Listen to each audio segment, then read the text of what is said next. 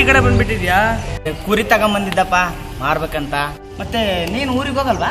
ಊರಿಗ ಯಾಕೆ? Election vote ಹಾಕಕ್ ಹೋಗಲ್ವಾ? ಎಲೆಕ್ಷನ್ ಹೋಗೋಣ.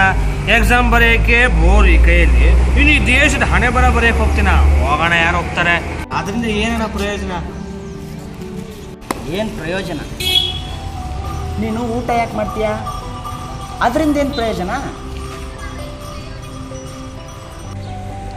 ಊಟ ಮಾಡದೇ ಇದ್ರೆ ದೇಹ ಬಳಲುತ್ತೆ.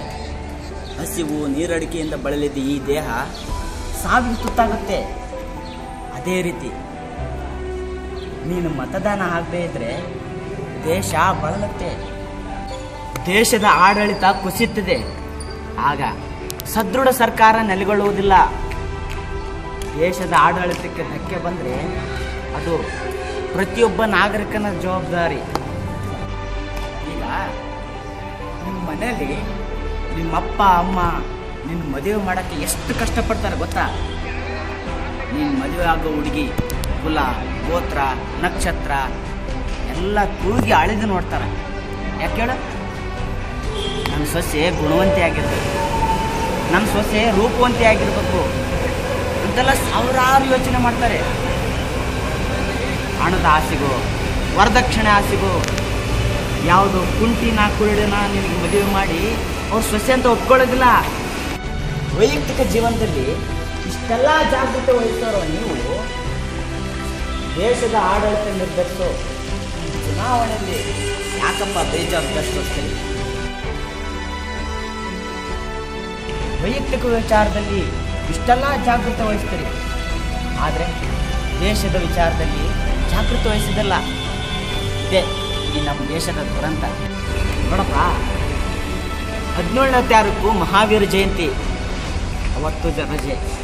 18ನೇ ತಾರೀಕು ಮತದಾನ, ಅವತ್ತು ರಜೆ. 19 ಗುಡ್ ಫ್ರೈಡೆ ರಜೆ. 20 ಶನಿವಾರ ರಜೆ. 21 ಭಾನುವಾರ ಹೇಳಬೇಕೆ ರಜೆ. ಹೀಗೆ ಸಾಲು 5 ದಿನ ರಜೆ ಸಿಗೋದ್ರಿಂದ ಇದರಿಂದ ನೀನು ಸದುಪಯೋಗ ಪಡ್ಕೊಳ್ಳದೆ ಇರ್ತೀಯ. ನೀನು ಬಿಡು, ನಿನ್ನಂತ ಎಷ್ಟೋ ಜನ ಇದೇ ವಿಚಾರ ಮಾಡ್ತಾರ. ಇಂಗ್ಲೀಷಲ್ಲಿ ಒಂದು ಮಾತಾಡ್ತಾರೆ, A very good weak for A family tour. ಹಿಂಗ ರಜೆ ಸಿಕ್ಕರು ಸಾಕು, ಹೆಂಡತಿ ಜೊತೆ ಮಕ್ಕಳ ಜೊತೆ ಕರ್ಕೊಂಡು ಟೂರ್ಗೆ ಹೋಗ್ಬಿಡ್ತಾರ. ಸಾಲಕ್ಕೆ ನಿಂತು ಮತದಾನ ಯಾರಪ್ಪ ಆಗಬೇಕು ಅಂತ. ನೀನು ಗಂಡಲ್ಲ, ಹುಷಾರಾಗಿ ಯೋಚನೆ ಮಾಡೋದು. ನಿನಗೆ ಮತದಾನ ಮುಖ್ಯನೋ ಅಥವಾ ಪ್ರವಾಸ ಮುಖ್ಯನೋ? ನಾನಂತೂ ನನ್ನ ದೇಶನ ಪ್ರೀತಿಸ್ತೇನೆ. ನನ್ನ ದೇಶದ ಹಣೆ ಬರೋ ನಿರ್ಧರಿಸೋಕ್ಕಾಗಿ ನಾನಂತರೂ ಓಟ್ ಹಾಕ್ತೀನಿ.